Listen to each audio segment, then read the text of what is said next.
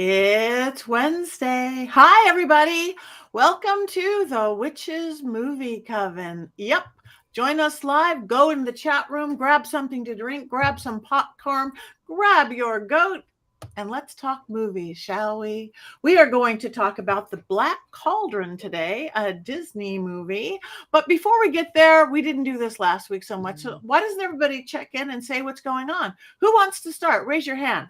Jason! I'm really excited because Tuesday this book came out. It's called Living Folk Religions, and it's my first and last ever academic piece is in this book on Maiden Mother Crone and exploring the history of that. And yeah, so I'm really kind of thrilled that it's out. It's of course an academic book, so it's super expensive, but I'm still excited. And I'm still buzzing from seeing Duran Duran on Sunday night, which was so good. I felt like I was 9 again. You know, it's always good to be able to go back in time. That's awesome. Beautiful. And congratulations. That's great. Both Duran Duran and the book. So that's it. That's okay. That's okay. Richard-Lael, you look very dapper as always. Thank you very much. Not a whole lot has been going on. I'm planning this party in Atlanta on the 2nd of September, so I'm eyeballs deep in that. So if you're going to be in Atlanta on the 2nd, this is a party you'll want to attend. I get to see Heather Greene there, so I'm really looking forward to that. And then in October, I'll be in Youngstown, Ohio. And then, other little magic things that I'm working on. That's about it. No new family members this week. Just my boys and the clowns. That's about it. Thank you. Heather. Well, just have a lot going on personally with construction of my house, which has been ringing in my ear as I try to do all my reading all of my wonderful witchy manuscripts and working with authors, my usual day. But I, other than that, I did want to mention one thing is that I restore dolls, which is why I'm a big fan of haunted dolls and other kinds of dolls and all dolls. So I restore dolls. It's something I do as a hobby, very relaxing. And, so there's doll parts all around my house. And so I was sitting there and I had this extra doll. And I know that someone here, Courtney, mentioned that she had always wanted an American Girl doll, but could never afford it. So I have a ton of dolls that I'm restoring of the American Girl doll type. And so I had an extra one that was Courtney's doll that she wanted and never got. So I decided I would restore her and send it to her. So I'm going to be this is the first reveal. She's not fully done, but she is close to being fully done. So I figured I'd do a pre-reveal. Here she is. And so she is going to finish with her restoration. She just needs a little bit more done. And then she will be heading all the way to Salem to go to her forever home. So here she is. Big surprise, everybody. Look. Already tidy. Courtney is actually going to have a real doll. Thank you, Heather. This Heather sent me this text and I did not see where it was going, but she was like, what was the name of the doll that you wanted? And I had, growing up, always wanted an American Girl doll. My friends had them and I never had them. And I had kind of a rough childhood. So it was Felicity, and I remembered her being brave. Like that was what I connected with, was that her story was that she was brave. And so I was like trying to rack my brain, and I think it's this one, and I think it was because of this or whatever. And Heather immediately was like, yep, this is her story, and I remembered her. And then I didn't know why she was asking me, but then she sent me a text and said, I have one and I'd like to restore her for you. And I burst into tears, and my inner child was healed in that moment. It was I can't thank you enough, Heather. I know that is shocking for anybody watching that I would actually ever want a doll, but this was the only doll as a kid growing up that I ever actually wanted. And look at her. She's so beautiful. What's really exciting is when we decide what soul to put in the doll so that it's haunted for you forever. That's really going to be the cherry on top of the gift. She is beautiful, and she looks like she could be your kid, Courtney. She's not her. Yes, I she's love very her so pretty. much. Yep, she will be. I just gonna make her little pink curls more perfect and just get her dress a little bit ironed, and then she'll be headed to you for her like I said, for her forever home. I have a ton of them. I like to restore them and find them new homes, clean them up, customize them, do that, and find new homes for them to have new friends. So that's one of my weird hobbies. And I do the older dolls too. And I just got a 120-year-old doll that I'm going to do some restoration on. I will reveal her next week after I fix her rear end, which is leaking sawdust right now. So she's not. I have that problem. Yeah, it's the leather dolls, right? So does Black Phillip. Yeah, see, so we'll restore her and bring her down. But this one's headed to Salem in probably by next week. I think you'll have her. I'm so happy, Heather. Thank you so much. You're welcome. I'm happy for you and for her. I can't wait to love her. Oh, she will love you back. I can't wait to see Dusty Butt. I know. That's something to look forward to. Her name is Gladys. We're not going to talk about her right now. Okay. I did see the preview. She's beautiful. I can't wait for the reveal of Gladys. She's stunning. Yeah, she is stunning. I can't wait to show you. Oh, yeah. All right. Well, thank you, Heather. All right, Courtney, on to you. I mean, how do I follow that up? But yeah, my big news for this week was that I saw The Little Mermaid, the new one. Very excited about that. I was very nervous because I don't automatically love these live action movies that they're like the remakes that they're doing. Lion King was a travesty and should have been burnt on the cutting room floor.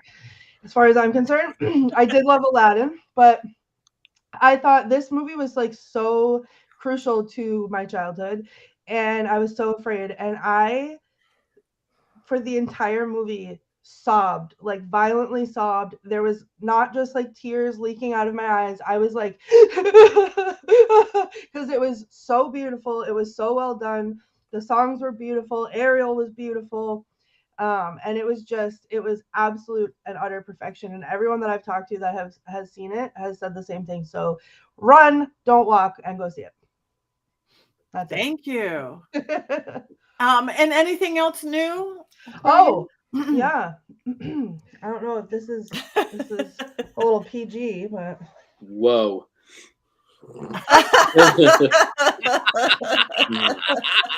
Look what we got, Heather. I see that. Yeah. I don't mind that. I wore it special today for this movie. But yeah. I can't this is the best because last week while we were talking, we flashed up our producers flashed up some new t-shirt on the screen, and I scanned the QR code, which is up in the corner right now. There it is. And I was so distracted from people.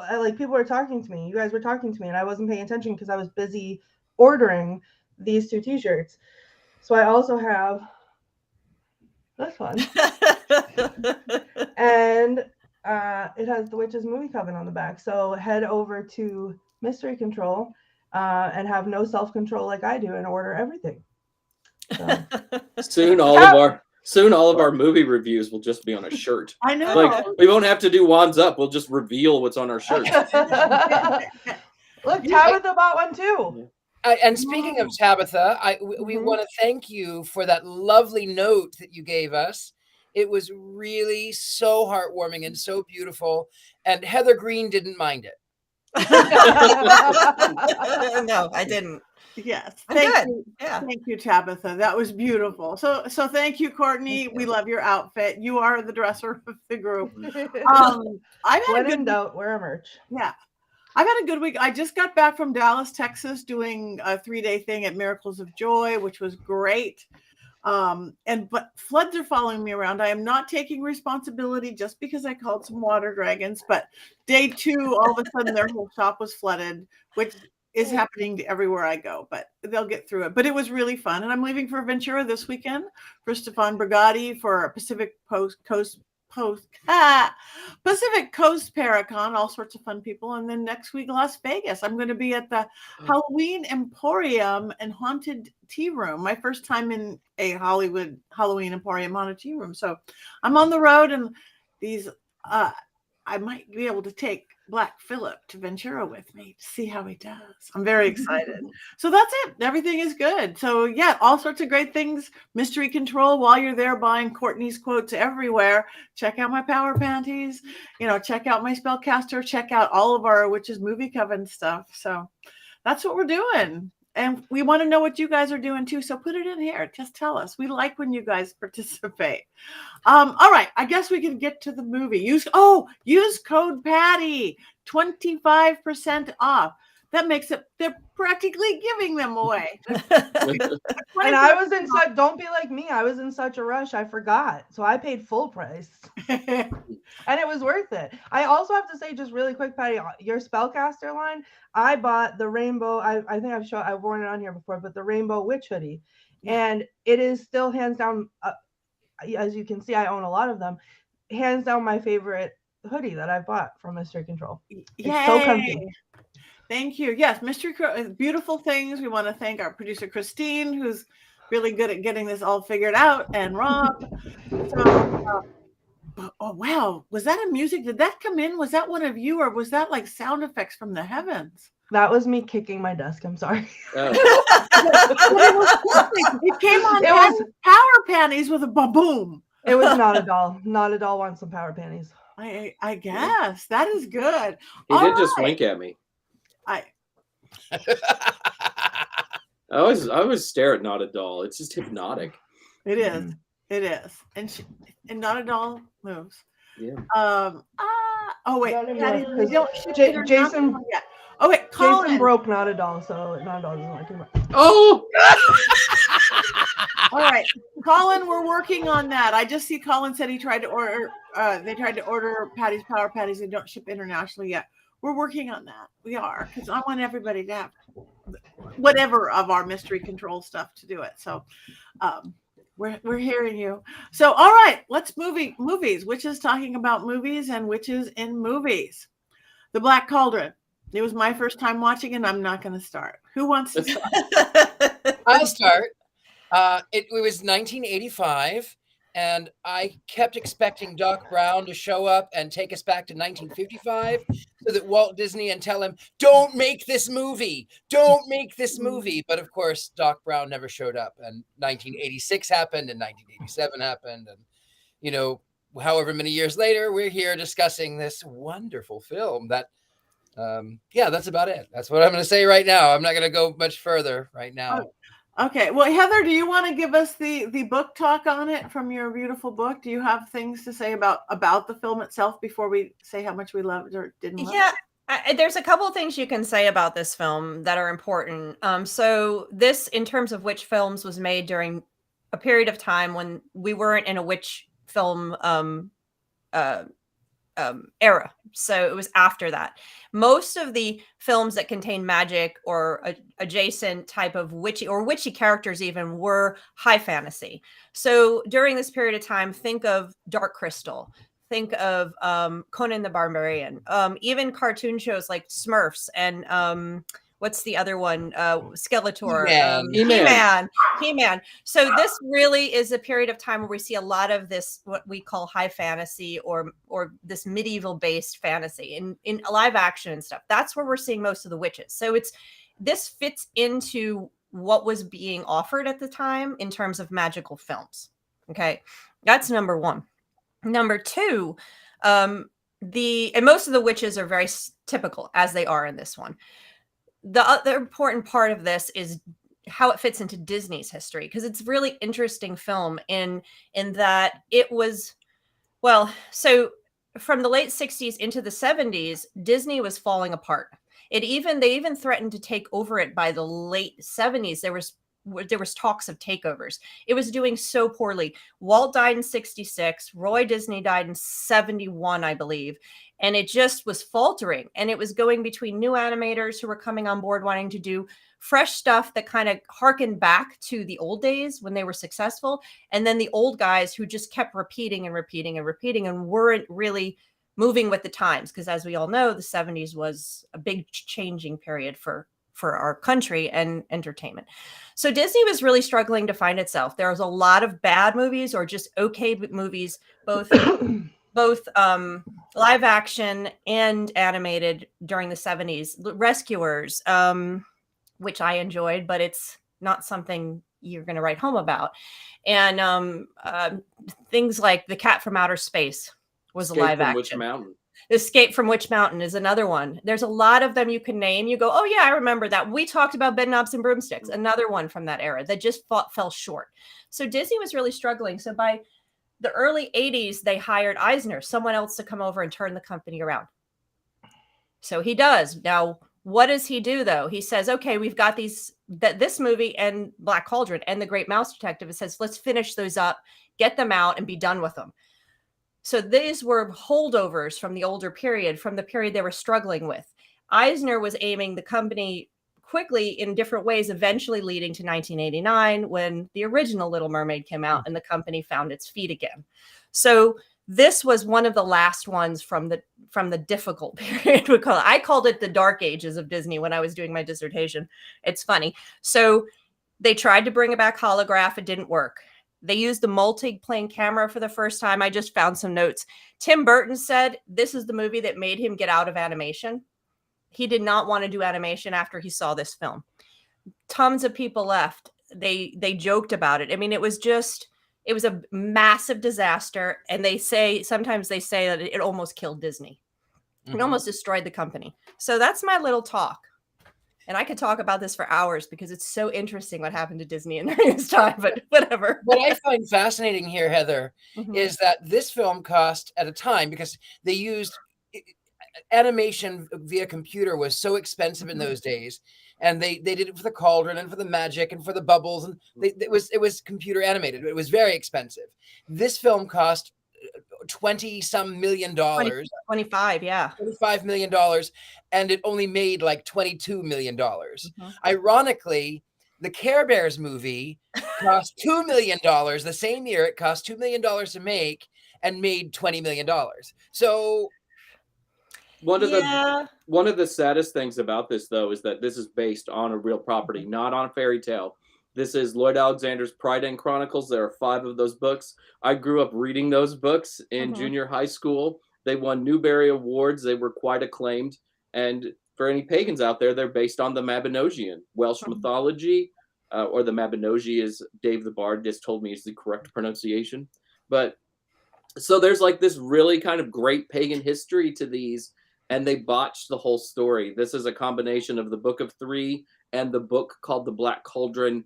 Lloyd Aexander said that he barely recognized the characters and the story. It had all changed so much over the course of Disney putting this all together. Yeah, I felt like it's a combination of it's a combination of the Smurfs and He-Man is what you're looking at. That's the quality you're getting here, which is really, you put the two together, you get this movie. But it was the first one to use computer animation, and they were so excited to be able to do a fairy tale-esque lore story again. They were 10 years they were working on this movie, which should tell you that it's not going to be successful in the first place. Movies that go on that long never are successful. So also the first PG Disney movie and the first Disney animated movie with no songs. So it was a radical departure from everything else that had come before. Yeah. And apparently in test screenings, the ending was so terrifying they had to adjust it because kids were like leaving the theater and like crying and screaming. And I wish they would have left that in. Actually. Yeah, I wish there was a cut. I wish there was an original cut of the film. It is scary. And it's funny. We talked about how some of these other films, we talk about how Maleficent and and the Evil Queen are so scary, and they were so scary. And Wicked Witch, those are nothing compared to this. With the what's his face? The Horn, is he called the Horn King? The Is he Horn King, yeah. The Horn King. That's scary. And I frankly don't remember seeing it in the 80s. I know I did. I know I saw it, but I don't remember. It must have not had an effect on me. Well, the thing is, even I just watched this film, and even if I would have watched it in the 80s, there's not one thing that I can actually remember. It's like you said, it's a bad episode of the Smurfs meets He-Man. It really is. It's pretty unfortunate. It is. It's most unfortunate.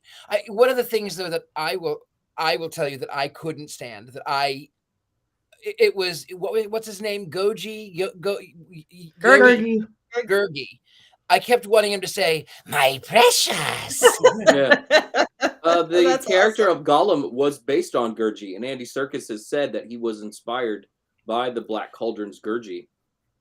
Well, there you go. Yeah, so you're right on the money there, Richard-Lael. Wow. Yeah, we have one person over here in the comments said that Don Bluth left Disney so he could actually make animated movies, and that's true, and that happened right before this time. He was one of the new animators that wanted to make classic animated movies in a good way, and he was frustrated with the turmoil at Disney at the time, political turmoil inside the company. So he left, and he wound up doing American Tail at that time, and The Secret of Nim. I loved The Secret of Nim when it came out. Oh, it's so good. And I loved American Tail too. So he actually was more successful with these films during this period of time in the 80s. So that was a smart move on his part, I have to say. I had trouble staying with it. I had so much trouble staying with it. I was just, okay, let me watch the paint on the wall. Let me watch it. But the part that really bothered me is it seemed like it was all this like almost like critter cruelty or animal cruelty, and I just can't handle that. Even the little Grugy or whatever his name is, like they're so mean to him. I just thought it was cruel. And I couldn't get past that. Is that just me, or was it just they just put extra cruelty? There was a lot of cruelty in that, and I did get a little giggle because he says, "Oh, Gucci bad, beat Gucci, beat him in the head." I know, and those big buffoon guys. It's like so stereotypical. Yeah, I didn't like it. I couldn't even get past the pretty colors or the pretty anything. It was just, they were too mean to everybody. And I didn't care about anybody good enough to care about anybody. I literally just finished watching it as we were coming live, and I'm sure that I saw it. I'm sure that I've seen it probably multiple times before, because I tried to watch it the other day with my son. And as soon as I said, this is the movie that we're watching, he was like, oh my God, this is the best movie. Oh, I love it. And he's obsessed with it. He loves it. But he also likes like the Dark Crystal. And so I think it's very much in the same vein. But he's watching, we put it on, and 3 minutes in, I was like, yeah. And then he's like, oh, I forgot how great this movie is. Oh, it's the best movie. Like, I just watched it again. None of that triggered anything for me. Like, I don't ever remember watching any of this. But like, I have to agree, Patti, the only part that really got me was at the end. I was like, again, I'm like, I have it on and I'm paying attention to other things while I'm listening to it. But when he's going to jump in the cauldron, and then Gurgi says, no, like Gurgi has no friends. And then he leaps off the thing into the cauldron. I was like, are you kidding me? Like, I am not emotionally stable enough to be watching this. Like, this is not okay. He just dives off the cauldron. But I will say one thing, I will give it this, like the sidekicks for me in this, like the quintessential Disney sidekicks, it felt like there were so many of them, and I kind of did enjoy them a little bit. Like I wasn't connected to the story, but like the cute things with the weird voices and whatever, like, and then in the beginning when they were talking about, what's the pig? Henwen. Okay. He's actually based off of a goddess, but go on. Oh, well, okay, great, because the one thing that I really did connect with was the way that they were talking and treating Hen-Wen in the beginning, and I was like, why can't this be my life? And they were like, oh, just feed the pig and brush the pig and let the pig be a pig. And I was like, me? Like, why not me? Next time But, I like- see you, I'll brush you and feed you. It'll make you feel I'd better. be like, oh, why does the pig have visions? Like, okay. The pig yeah, was awfully cute. yeah. So that was that, and the was way that they certainly kept some calling him pig. like Some pig. some pig, yeah, It looks like Charlotte from Charlotte's Web. Yeah. yeah. I mean, TW. It's the period, yeah. same period of time too. The animation. It was such 80s Mhm. animation. Yeah. But yeah, I just think like and the way that they kept calling him like the pig, like everyone else was like, I think there was one quote and I couldn't really find it, but they were like, I was looking for like a lord or like a a fierce warrior, and he's like, no, I'm just a pig keeper. And she was like, oh, well, I guess you could just like come along then because like you're useless. Assistant Okay. pig keeper. He's Yep, thank you. He's a, Right. or as they call him also in the film, Pig Boy. You hear Yeah, that? pig Right. boy, pig boy, over and over again. It was like Yeah. pig boy, and I felt sorry for the pig, even the magical pig. Everybody. I cried for the animals. I cried for whatever they were. But the heroine, the fairy woman, Princess Peach, Elonwy. whatever her name is, Elonwy. Elonwy. I just couldn't stand her voice. I really just wanted her to shut up. Oh, Hello. this Talk is about cruelty to animals. That was cruelty to these pig ears. That was. this is making me cry today. I expected people not to like this film. I remember when it came out, it made no impression on me at all, and I had read the Chronicles of Prydain before. And I remember I finally found it in the 90s and I was like so excited, and then I was heartbroken when I watched it because they get so many of the characters wrong. Gurgi is not a little bear badger thing. He's basically like a Sasquatch, a skinny Sasquatch who can ride horses. Very much kind of the European wild man myth. Fluter Flam is not 80 years old. He's young, he's got pretty hair, he's taller, he's quite regal. They got Fluter Flam completely wrong. Curl. Yeah, I don't know why I like Fluter Flam so much, Weird. but there's something about him that I really like. And Elanwy, of course, has red hair and not blonde hair, though some of her characterization is on point. So there's a lot about this movie that I hate, but John Hurt as the Horn King gives an absolutely terrific performance. Terrifying. Some of the art is beautiful. The backgrounds, the character design for the Horn King is absolutely terrific, as is the cauldron itself. There's also sort of the end credit scenes where there's just some really, really pretty art. I want this to be a great film, and I know it's not, but at the same time, I just can't hate it entirely. And I find things to like about it while I'm watching it. But maybe just because I like the original story so much. Don't you think, though, and maybe, Jason, this would be for you, that with given what Disney does with their live animations, they run out of ideas and they try to keep themselves relevant and they try to keep these stories in line. Now, they may be good. The Little Mermaid is the #1 film this week. And we got a glowing recommendation from our own Courtney Buckley. But given today's standards of film, do you think it is possible that they could revive it and make it better with a live action? It would be fantastic if they took the 5 books. They could skip Karen Wanderer book 4, but if they took the 5 books and turned it into a live action show for 4 or 5 years, it would be outstanding, and I would cry. They should try to do it again, and they should do it right. They have a lot, but and they have to have the interest. They could have done it in the 2000s when this type of film was popular again, when we were seeing the Lord of the Rings and high fantasy. So if they wait, or if we see signs of high fantasy coming back, they should try again, because I think the premise, and you can see in it, the premise, there is a story there. They just didn't focus on it. And I think they probably, and 10 years, 68, I think I had 68 different animators working on it. It's going to fail. and then they rushed it out to get rid of it. So there was a lot of problems with it that had nothing to do with the attempt to animate again. So I wouldn't mind if they tried again. I think there's something there. So what I said it, didn't I, Richard-Lael? You're pointing at me. I didn't mind. No, I did mind the movie. I'm not going to say that. Yeah. I wouldn't mind if they tried again. I would. But what do you think that is? Okay, like if it's based on good books, good real story, they know what they're doing. Is it like death by committee or something? They couldn't agree? I just always wonder when something like crashes so badly. Well, in the case of this one, the actual there was infighting with the animators and the artists when all of this was happening. They changed from CEO to CEO from who was running the overall company, and they just kept churning out bad ones that were not pulling in profits. Literally, from my research, there was talk about the company being taken over. That's how bad they were doing in the 70s.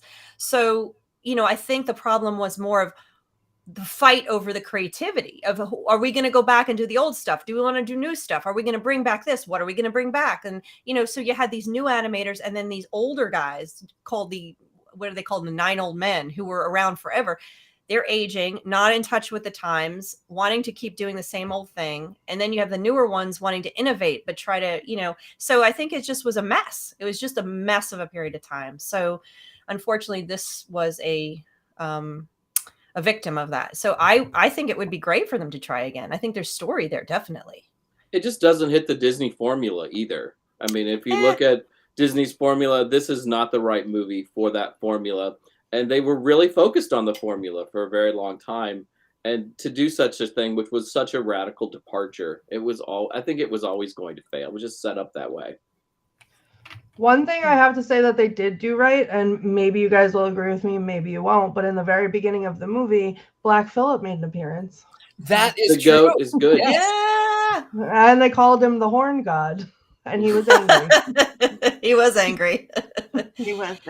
And speaking of, who is Black Phillip's friend, Jason? I have many goats, and I always feel bad because I don't have any dolls. So I just thought I would bring out all of the stuffed goats over time.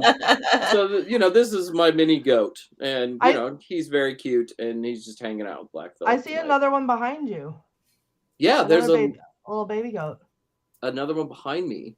Yeah, right above your head. Oh. I'm pointing like you can see where I'm. Yeah, that looks like a witch. That's actually not the goat. Oh, yeah. Oh, there it is. I see it. It's a little white one. No, that's another one just like this. It's like a Ty Beanie Baby goat because people give me plush goats as gifts. I love that. Yeah, it's nice. And Ty Beanie Babies are so valuable, especially in 1991. Right, just 6 years after this movie. We need that time machine. I'm just waiting for that DeLorean to show up, right? No, back to the past, not back to the future. Well, the second movie they were in the future. I guess. Yeah, that's okay. But they were in our past because they went to what 2020. I know it's a different film. 1985, 1955, 2020. One? I think so. Yeah. I don't remember. And then 1885 and then 1985. Aside from that, so going back, I hear keyboard clicking. I'm looking. I just wondered what T-shirt Courtney was ordering. I know, Courtney. So this so as I said, this movie killed Disney. And honestly, personally, I've always been a huge Disney fan. I spent all of my master's degree studying Disney and my dissertations on Disney animation, so I spent a lot of time on that, and have just been watching it for all these years, and saw all the movies through. And I think it was this movie, and then maybe even The Great Mouse Detective. It was this period of time where I stopped going to the theaters to see Disney movies. And I cannot, I just was like, I'm done. They're horrible. I don't want to watch them anymore. I'm not interested, And then, so I never saw the movie that brought back Disney in the theaters And that was The Little Mermaid in 1989. And I did not see that movie in the theater, which is like, for me now going back, I go, I can't believe I did not see that movie in the theaters when it came out, because I didn't go because it was going to be another Black Cauldron or Great Mouse Detective. So I'm like, I'm not going to go. But so I did see it in the theater since then. But there are videos of me as however young I was, 3-4-year-old kid at every family gathering, like Christmas, that I would insist that everyone gathered around me, and I had a little cash register that had it was like a shopping play thing. It had like the little microphones, so you could be like, clean up on aisle 12, and I would remove that microphone from the cash register and I would belt Part of Your World.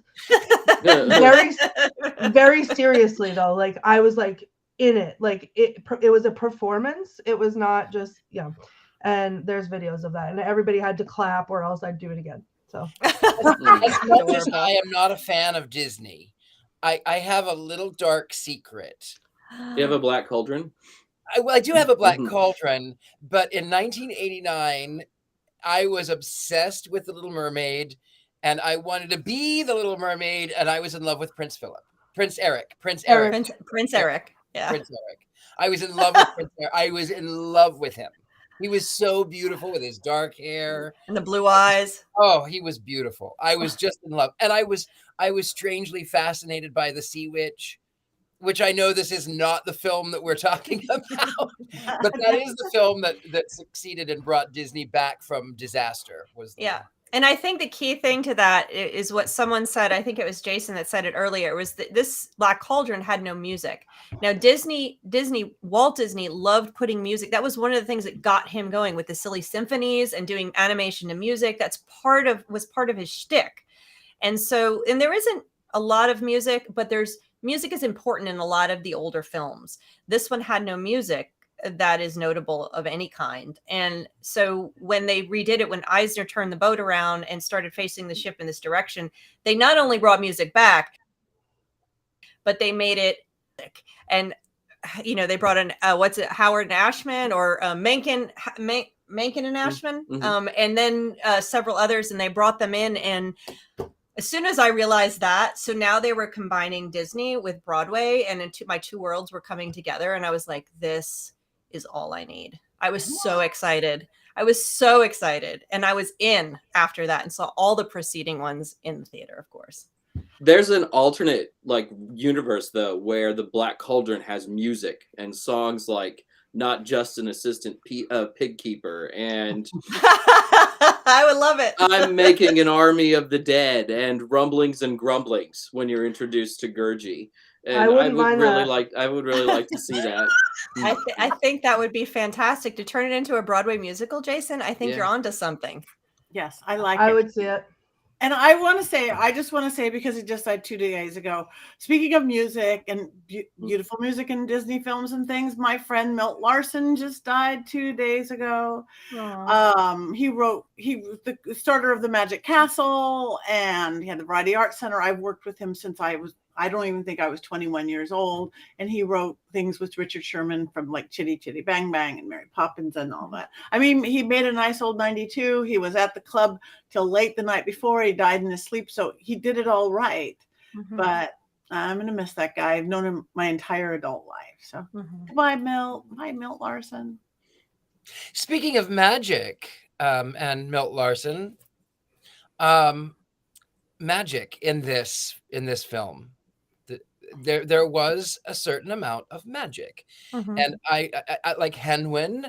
It is actually a Welsh goddess, and she is oftentimes depicted as a white pig because it's a sign of the mother and fertility.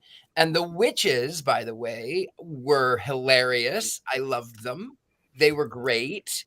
They were stereotypical, but they were great. Why was the one witch wearing the headband? It was like an exercise headband. I couldn't get over that. It was the 80s. It was the 80s. I thought it was so good. It was so good. Into the oldies. She was doing aerobics and stuff. Yeah. That's how she kept her girlish figure. I love it. You know, She she's was, like, listening so- to she was Olivia like this, she's Newton-John. You know, They were so it's the classic Macbeth witches that are used in all of the things. And they actually their skin turns green at one point. It goes back and forth. I can't remember. They get angry, and I think the skin turns green when they get angry. So there it's she is with her headband. She's right there with her headband. yeah, did she? We Yeah. it passed. Yeah. Oh, there she is. Yeah. So they're very stereotypical. They were perfect. But they, you know, if we're talking about things that kind of made us scratch our heads and wonder, is what I couldn't get over was that he threw the pig over into the moat. And then that was it. And then you don't see Henwin to the end again. And I kept going like, aren't you worried? I'm like, you just threw the pig into the moat and then that's it. I'm like, I had that on my head the whole time. I'm like, what about the pig? What about the pig? Well, sorry. That was what was bothering me the whole time. Animal cruelty. Animal cruelty. Go jump, Henwin. And then he throws Hen. You would think he would try to get out and go find her right away, but then he gets absorbed into the whole thing and he's dealing with witches and Gurgi who just sacrificed his poor self for the good of the world. Too soon. I'm not ready to talk about that part. Yeah. Gurgi. Yeah. That's the only emotional punch Gurgi in the has whole no film. friends. I loved the quote that Mary Jane pulled up because the young one, Mary Jane says, the young witch, the only funny quote in the film, you don't mind if I pluck your harp. That one I did actually laugh out loud with. I went, that's a double entendre. Yeah, those witches were good. They were okay. But I think still most of it was very much like a Saturday morning cartoons, which probably a lot of people don't remember or don't know what they were, Courtney, right? They didn't have Saturday morning cartoons. I had Saturday morning cartoons. Did you? I don't know when they ended. Listen, I don't. This movie came out in 85. I came out in 86. So I was right behind it. I used to watch X-Men. Yeah. What else? The Tick. Spider-Man. Yep, The Tick. I used to watch, there was a whole host of them. I was big into like the Ninja Turtles, all the Saturday morning cartoons. When did that end? I don't even know. When cable when cable came in, like probably late 90s. Yeah, late 90s.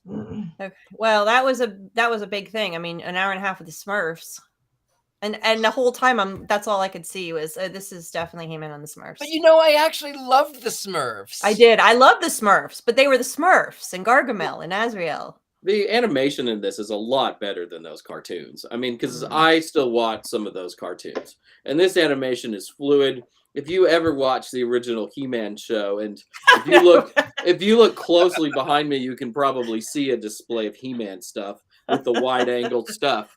That animation is complete garbage. This is good animation. It's just not particularly a well done story. Yeah, I think their animation could have been better. I don't like the character designs. I really hate the character designs. Design. That's what I'm talking about. Is the characters themselves look very simple compared to what Disney normally does. That's exactly right. The backgrounds and the king, he's way more complex. So maybe that's part of the creativity arguments they were having. There's a couple of pictures of Richard Burton's character designs, and they are awesome. They're floating around online. However, they just probably don't. They shouldn't be in a Disney movie in 1985. But maybe now, because things have changed. I think like you can be a little bit more adult in a Disney movie than I think you could back then. Right. It's true. All right. Well, I guess we've talked it. So I guess we have one thing left to do, and that's vote on it. Okay, we want you guys out there. Hi, Suzanne. Hi, Tabitha. Hi, everybody. So, wands up, wands down. The Black Cauldron, 1985 Disney movie. It is a noble failure. It is a failure, but it is a noble failure. And I do think it is worth watching. I do think that there are some redeeming qualities. I am usually the one doing the thumbs down, and I am giving this like, a 50-50, 55-45, kind of up. Not enthusiastic, but I still think it's worth watching. Just watch it for John Hurt, who's fantastic as the Horn King. That creepy voice, and that good animation. Sorry, I'm very passionate about these things. I feel like I can't give it a full ones down just because I felt so represented by the pig that got fed and brushed, and so that's where I'm at. And because R.I.P. poor Genji or whatever, Gurgi. Poor Gurgi. Yeah, I agree. obviously. I'm sorry. I didn't mean to. Okay, I agree with Jason. You should watch it because I think you should watch everything. And to know it's good, you need to see what's bad. But I have to say, a comment in the thing, it says you all would probably hate The Last Unicorn. And I'm just gonna say I love The Last Unicorn. I do too. I love that. I love it. Absolutely love The Last Unicorn. It's a totally different movie. Okay, so I'm looking at everybody writing. We've got ups, we've got downs, we've got half and half, which is up. Juan's neutral for overall. Down, more downs than up. I'm down just for animal cruelty. Sorry. I don't need to see it to say down. Lisa, you're killing me. That just hurts. Hurts me. Such formative books. I've wanted to be an assistant pig keeper in the 7th grade. Oh my god. I feel like if we had watched The Sword in the Stone, Jason's wand would have been up here. Because I'm not a fan of that. I just don't think Disney does this type of story very well, for whatever reason. But yes, you'll get my thoughts on that movie soon enough, I think. Okay. So you guys decide. If you haven't seen it, everybody says you should still sort of see it. If you don't mind animal cruelty. It's okay, Lisa. We're still cool. But I'm just, there's a lot of tears internally tonight. And it didn't have that many great quotes, right? No. There's not, 1, 2 No. quotes. Nothing. Yeah, I struggled to. I looked for you guys. Because that's become like my thing, and I love it because I just want to buy more T-shirts. But I couldn't find anything. Not a lot, because I think the Gurgi has no friends bit just took everything else out of my head, and that was terrible. And I don't want to buy a T-shirt of that. So. And then he comes back. He makes the bargain. I want my friend back, and then he's dead. Yeah, he comes back. He comes back to life. Munchies and crunchies. At the end. Yeah, munchies and crunchies. Yeah, he's dead for a good 30 seconds. It's too depressing. Yeah, it's a good cartoon death in that era, where everybody dies for 30 seconds, and then Orko returns on Masters of the Universe. It's just how that worked at the time. Okay, well, we're mixed bag as always, leaning towards down, but it is pretty, as we see right there. It is pretty. That's not even really what the animation looks like in the film. I mean, that's much more colorful and sharp. Yeah, that's closer right there. Yeah. The backgrounds are very pretty though. I did like the backgrounds. And the music's pretty good too. I love the music. Yeah. Also I love all of the singing that's my favorite part. The Broadway musicals? Beautiful. Yeah. Not just an assistant pig keeper. I will find a life of thrills and adventure. Big boy. Yeah, we can do it. We can do the yeah. I like the Army of the Dead possibilities. There's a lot that we can do with that song. Raising an and army the love of story. The dead. An army of the dead. Yes. Oh, yeah. Sorry. And a love song between the two, a little tension, make them a little older. I think that would work very nicely. Yeah. Oh, wait. Somebody just asked, Robert just asked, what is the book series it was based on? The Chronicles of Pryday. And this is an adaptation of the first 2 books, the Book of 3 and the book called The Black Cauldron.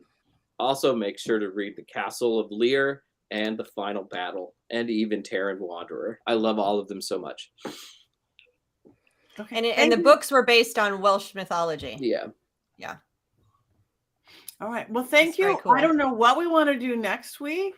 We do want you guys' opinions on things. If anybody has any thoughts, have we been discussing what we're going to talk about next week at all before we check in? We have a list. We do have a list. And our producer kept asking us in the chat, and none of us answered. Shame on us. Yeah. I can look right now. We'll have to discuss it and then announce, I guess. I guess we will discuss it and then announce. So everybody has to wait. Hocus Pocus. We did We did Hocus Pocus. We did it. You have to watch one of the old ones on YouTube. I know there's ones we always say we should do and we never do, but I never remember what they are. One of the ones that Disney made at this period of time that was a big flop that we might want to do is, yes, Warlock 1989. Sorry, I just got that. We've talked about doing that one.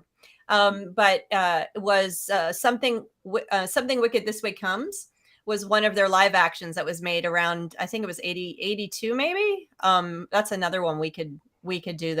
It was interesting. I remember liking that one when it came out, but it was a flop too. Okay. Let's do a non-flop. Yeah, we can do that. Yeah. Let's do a non-flop. I would just vote for that. But anyway, we have a few minutes left.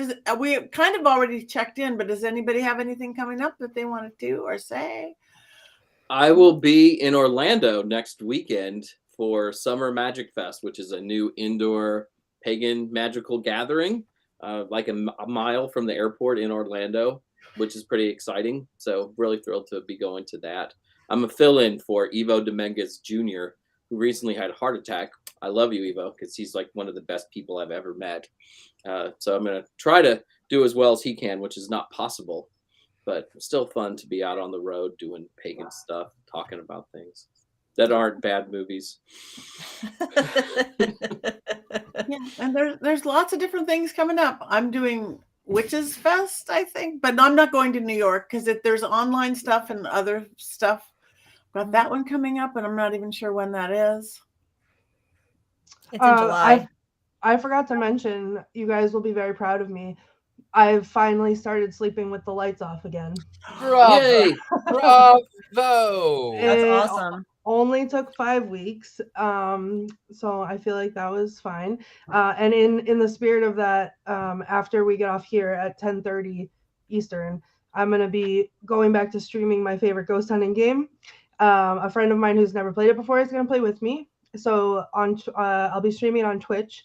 And if anyone wants to play along and try to scare me into sleeping with the lights on again, I have sound alerts set up and it's interactive and fun. So I am at the Themes on Twitch. You can scan that and it will bring you there. And then at 10:30, I'll be live. Perfect. Thank you. And everybody else, where can people find you and follow you? Oh, you can find me on all the socials at the Themes. And on Scared and Alone at scaredandalone.com as Ghostbait, and hanging around Salem sometimes. Yeah. Well, and I'll go ahead and go. So you can find me. I'll be teaching at University of Magicus. I've got one coming up on Sunday. So if you are wanting to know about magic, come to universitymagicus.com. Patti Negri is there. Father Sebastian is there. Lots of people are there. Lots of magic. We're trying to get Heather Greene to get there and talk about her on the dolls. Jason and everybody. It's a great school. Yes. universitymagicus.com or magicu.org. We have like 20 teachers now and different paths, all different, different paths. So we don't, we call it a real life Hogwarts. We do. So thank you for hell. And where can people find you, Jason? Often at Mankey and on Twitter or on Instagram as the Silicon Valley Witch, just because I like to remind people that it's not all tech out here. That's funny. Yeah. Heather? I'm going to be at Mystic South in Atlanta in mid-July, July 14th, 15th, and 16th. That's a pagan witchy conference that we have. So I am on the board for it. So I will be there and probably running around like a crazy person trying to maintain everything. But I will be there and I will be doing some classes and having some fun as well, meeting everybody. And let's see, I'll be in Minneapolis and I'm end of June. So I may wind up doing stopping in at a bookstore while I'm there and maybe doing a talk or signing or something. So I'm working on that. And other than that, you'll find me in front of a manuscript reading some really great material. So if we have any writers out there that want to write witchy material, let me know. That's what I spend all my days doing, and I love every minute of it, I have to say. And you can find me on heathergreene.net. That's where I post. That's where I have all of my doings, and I also post links to my articles when they come out. I'll have one exciting one coming out tomorrow, so watch for that link on my socials. Always about witchy stuff and other occult topics, so check that out. Other than that, that's enough for me right now. Okay, and I want to answer Tabitha. Does anyone do mediumship mentoring? Actually, that's the kind of stuff you're going to get at school. Richard-Lael does. I do. I think we have a couple other teachers that do. We have one-off classes. We have series of classes. We have one-on-one. So again, that's exactly what University Magicus or Magic U is all about. Mediumship mentoring, psychic development, spell casting, magic in several different forms. So yes, that. You can find me at pattinegri.com. And from there you can get to all my YouTube pages. You can get to all my legitimate Facebook, Patti Negri Psychic Medium. The one without the slash is the real me. Patti.Negri on Instagram. Patti Negri on Twitter, everywhere else. And again, the right ones are on my pattinegri.com. Sign up for my newsletter. I have one going out like tomorrow. Yay. With all the places I'll be going. Of course, check out my the Witching Hour, my regular podcast. A new one drops every Monday. Amazing guests like everyone here. I've done episodes. Amazing guests. And we just talk about fun and witchy and empowering kind of stuff. So that's everywhere that you get podcasts. And in video, it's on my YouTube and on paraflix.com, my streaming service. So if you like paranormal and magical and horror and all that, check out paraflix.com, Paraflix. It's a streaming service where if you figured you've already seen everything on Travel Channel and you've already seen everything on Discovery, we have 90% new content that you haven't seen, and it's good. We're real picky about it. And Travel Channel, I don't know if it died today, but my show Ghost Adventures just moved to Discovery as of today, which is awesome. 10 times bigger audience. Yeah. But that's good. Yeah, So it's awesome. Yeah. I gotta chase around Josh Gates everywhere, my boyfriend. My husband. He was there today too. I checked it out. So anyway, that's it. We want to thank everybody. We've never been like 3 minutes early before. So do we cackle for 14 minutes? I do have one more Black Cauldron story. Oh yes, that I can fill some time with. Yeah. So the movie came out in 85, and then in 1988 I went to Disney World for the first time. And I'm going through all the gift shops, and there's this weird little creature in all the gift shops, and I was like, what is this? I've never seen this. And they said it was Gurgi. They'd made a ton of Gurgis, and they basically were all 50% off because no one had seen the film and nobody knew who he was. Yeah. And I, even as somebody who at that point had read the Chronicles of Prydain and was a huge fan of the series, because he doesn't look like he does in the series, did not recognize him at all and passed on my opportunity to buy a plush Gurgi. Elanwi is the only Disney princess, too, who's not with the other Disney princesses. This movie has really been abandoned in a lot of ways by Disney. I'm surprised because you can't sit with us as of the other princesses. Yeah. They want to forget this one and the Song of the South. Bad. They want to forget the existence of both of these two movies. But at least you can still stream the Black Cauldron. You can't stream Song of the South, and for good reason.